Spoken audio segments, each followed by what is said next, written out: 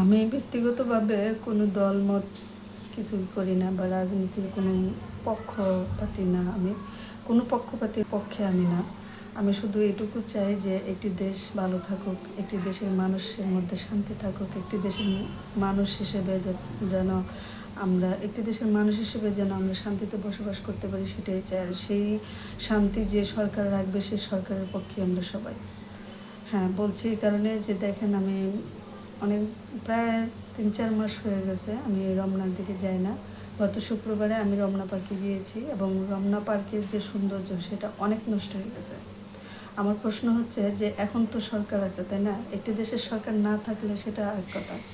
একটা সময় ছিল আওয়ামী লীগ, এখন আছে বিএনপি। সরকার তো আছে, কোনো না কোনোভাবে সরকার আছে। তাহলে একটি দেশের সরকার থাকলে একটি দেশের সম্পদ কিভাবে নষ্ট হতে দেয়? আমাদের এই ঢাকা শহরের জন্য রমনা পার্ক তো হচ্ছে একটি সম্পদ। তো সেই জায়গা থেকে এটার সৌন্দর্য যদি না থাকে, এটা সৌন্দর্য যদি না ধরে রাখা হয়, তাহলে মানুষ কি দেখে প্রশান্তির নিঃশ্বাস নেবে? কোথায় গিয়ে মানুষ একটু শান্তিতে হাঁটাহাঁটি করবে? আমি যা দেখেছি শুধু সেটাই তুলে ধরবো। সেটা হচ্ছে যে আমি যখন আওয়ামী লীগ সরকার ছিল, আমি জানি না যে এখন কেন এই ব্যাপারে এত হেয়ালি এসে গেছে সরকারের, বা মানুষ কেন এই ব্যাপারে নজর দিচ্ছে না। রমনা পার্কের ভিতরে যখন আগে যাইতাম, অনেক ক্লিন ছিল, পরিষ্কার পরিপাটি ছিল, এত ভালো লাগতো।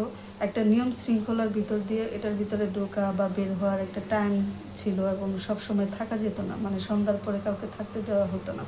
তো এখন মেবি সন্ধ্যার পরেও থাকতে দেওয়া হয়, কারণ আমি দেখলাম না যে প্রশাসনিক কোনো লোক তেমন একটা তদারকি করছে।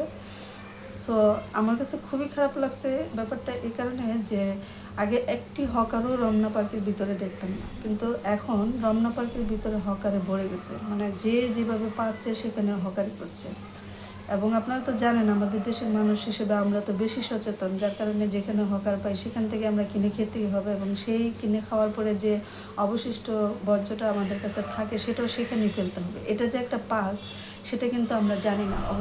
অবশ্য অবশ্য দিন শেষে কিন্তু আমরা এই মানুষগুলোই আবার খুব বড় গলা করে দেশের উন্নতির ব্যাপারে কথা বলি, দেশের শান্তি হচ্ছে না, দেশের এটা নষ্ট হচ্ছে, ওটা নষ্ট হচ্ছে, সব কিছু বলি আমরাই কিন্তু দেশের নষ্ট করছি। তো একটি দেশের সরকার হিসেবে আসলে ভালো রাখার দায়িত্ব শুধু সরকারের না, সবাই সব কিছুর উপরে হচ্ছে একটি দেশের জনগণ সচেতন হতে হবে এবং জনগণও ভালো রাখতে হবে। কিন্তু সর্বোপরি একটা ব্যাপার তো থেকেই যায়, একটি দেশের প্রশাসনিক ব্যবস্থা কিন্তু দুর্বল হলেও চলে না।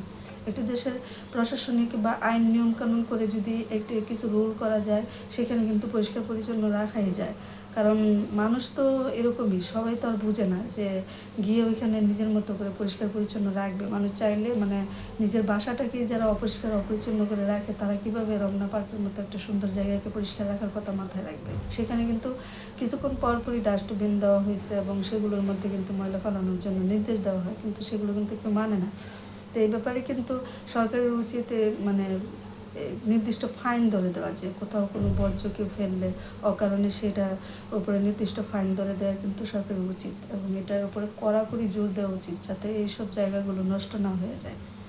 আমি অবাক হয়ে গেলাম যে যত খুশি মানুষ ঢুকতে পারতেছে, যে কোনো বয়সের যে কোনো লেভেলের মানুষ ঢুকতেছে, হ্যাঁ ভালো কথা, কিন্তু পরিবেশটা যে কীভাবে নষ্ট করছে, এটা যদি আমি না যেতাম আমি হয়তো বুঝতাম না। আমি নিজে অবাক হয়ে গেছি যে বিগত এত বছরে আমি রমনা পার্কে গিয়ে যতটা শান্তি পেয়েছি, গত টার্মে গিয়ে আমি ততটা শান্তি মোটেও পাইনি। কারণ এতটাই পরিবেশ খারাপ, যেরকম মানুষ বেড়েছে সেরকম আপনার ময়লা আবর্জনা এত পরিমাণে বেড়ে গেছে যে কয়েকদিন পর আর নিচের যে সবুজ গাছগুলা এগুলা দেখা যাবে না, ময়লার জন্য শুধু ময়লা দেখা যাবে, কারণ এত পরিমাণ হকার ঢুকে গেছে রমনা পার্কের ভিতরে।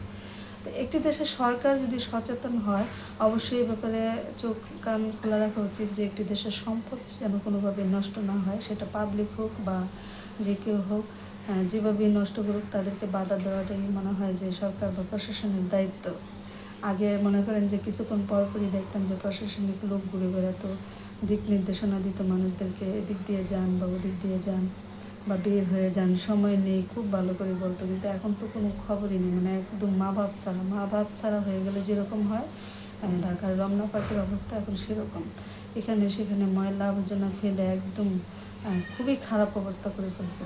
তো এই ব্যাপারে আসলে সবাই একটাই আসুন যে আমরা একটাই আবেদন করি, সরকার যেন এসব দিক দিয়ে অবশ্যই নজর দেয়, যত ব্যস্তই থাকুক। সরকারের যে সম্পদ বা আমাদের দেশের যে সম্পদ, এগুলো যাতে কোনোভাবেই নষ্ট হতে দেওয়া না যায়, সেটা যে সরকার চায় সেই সরকারই আমাদের জন্য ভালো। আমরা সেই সরকারই চাই যে সরকার আমাদের দেশের সম্পদের সুষ্ঠু রক্ষণাবেক্ষণ করবে। আল্লাহ হাফিজ।